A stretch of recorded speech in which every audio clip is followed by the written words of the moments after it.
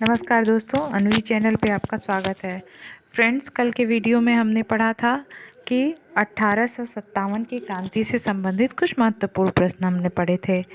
आज भी हम जूनियर हाई स्कूल एडेड शिक्षक की भर्ती से संबंधित कुछ इम्पॉर्टेंट टॉपिक इतिहास के डिस्कस करेंगे, जिसमें से हम कुछ और अन्य विद्रोहों के बारे में चर्चा करेंगे। तो आइए सबसे पहले कोल विद्रोह के बारे में देखते हैं। कोल विद्रोह 1831 से 32 में हुआ। कोल विद्रोह छोटा नागपुर क्षेत्र में हुआ था। इसका नेतृत्व बुद्धू या बुधु भगत ने किया था। एग्जाम के पॉइंट ऑफ व्यू से कोल विद्रोह के बारे में इतना ही टॉपिक इम्पॉर्टेंट है।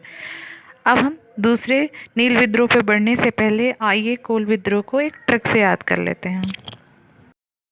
देखिए, सभी विद्रोह 1800 में हुए, इतना तो श्योर है। अब है सन 31 और 32। तो देखिए, कोयला छोटा नागपुर क्षेत्र में स्थित होता है, वहाँ ज़्यादातर कोयला होता है, तो छोटा नागपुर क्षेत्र इम्पोर्टेंट हो गया और कोल से उसको कनेक्ट कर लिया। अब जो बुद्धू होगा वो कहीं नौकरी तो करेगा नहीं, कोयले वाले का काम करेगा, तो कोल विद्रोह में बुद्धू ने काम किया और साथ ही 31-32 कोयला खोद निकाला। तो इससे 31-32 सन याद रहेगा। अब हम देखते हैं नील विद्रोह।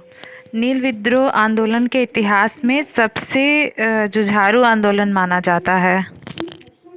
नील आंदोलन की शुरुआत बंगाल के नदिया जिले में एक गांव गोविंदपुर से स्टार्ट हुई थी।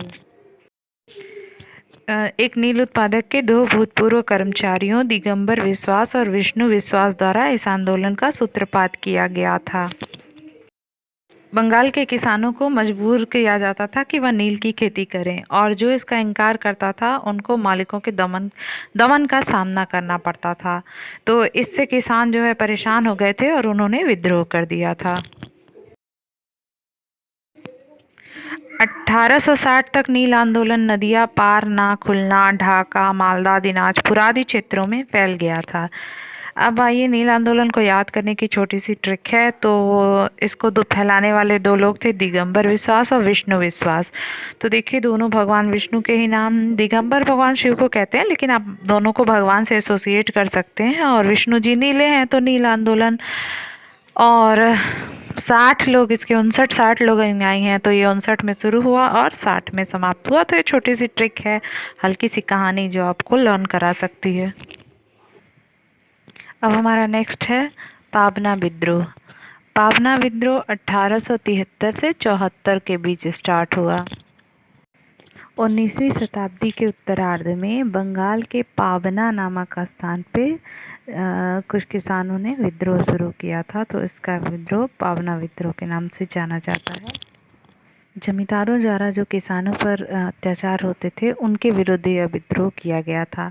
1870 से 80 के दशक के पूर्वी बंगाल, जो अब बांग्लादेश में है, के किसानों ने जमींदारों द्वारा बढ़ाए गए मनमाने करों के विरोध में विद्रोह स्वरूप रोष प्रकट किया था। पाबना विद्रोह को कैसे याद रखेंगे?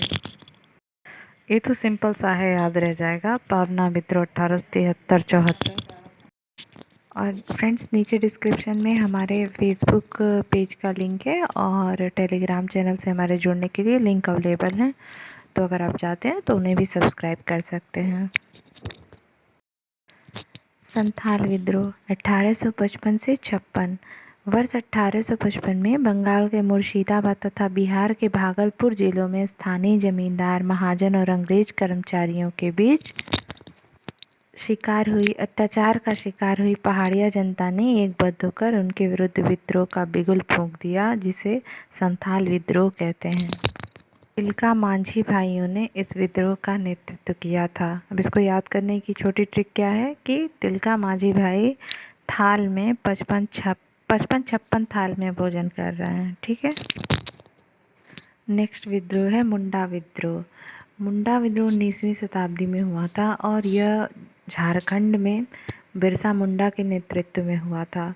झारखंड में ये एक तरह का रक्त रंजित विद्रोह था। इसमें बहुत लड़ाइयाँ हुई थी और बहुत सारे सैनिक शहीद हुए थे, आदिवासी भी शहीद हुए थे।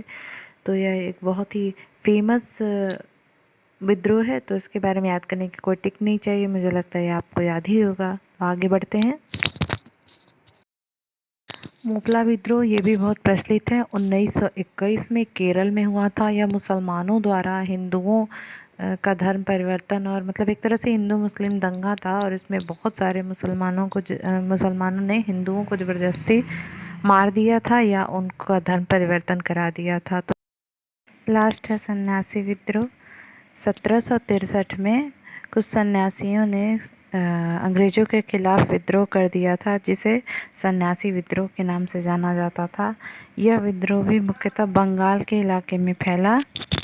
ये सन्यासी मुख्यतः धार्मिक भिक्षु थे, लेकिन विशेष रूप से ये वही किसान थे जिनसे उनकी ज़मीनें छीन ली गई थी। तो अब ये क्या करते थे, एक ग्रुप में रहते थे और अमीर लोगों को लूटा करते थे, उनका अन्न वगैरह लूट लिया करते थे, और अब धीरे धीरे वो सरकारी खजानों को भी लूटने लगे थे।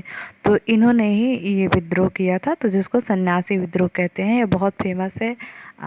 आनंद मठ, बंकिम चंद्र चट्टोपाध्याय की बुक है आनंद मठ, उसमें सन्यासी विद्रोह की चर्चा की गई है। तो दोस्तों, ये हमारा छोटी सी प्रस्तुति थी। कल हम इतिहास के नेक्स्ट टॉपिक कुछ और इम्पोर्टेंट क्वेश्चन है जिनके बारे में चर्चा करेंगे। तो देखते रहिए, और 8 बजे हमारा वीडियो अपलोड होगा, और आपको अगर अच्छा लगता है तो लाइक सब्सक्राइब ज़रूर करिएगा। तब तक के लिए थैंक यू।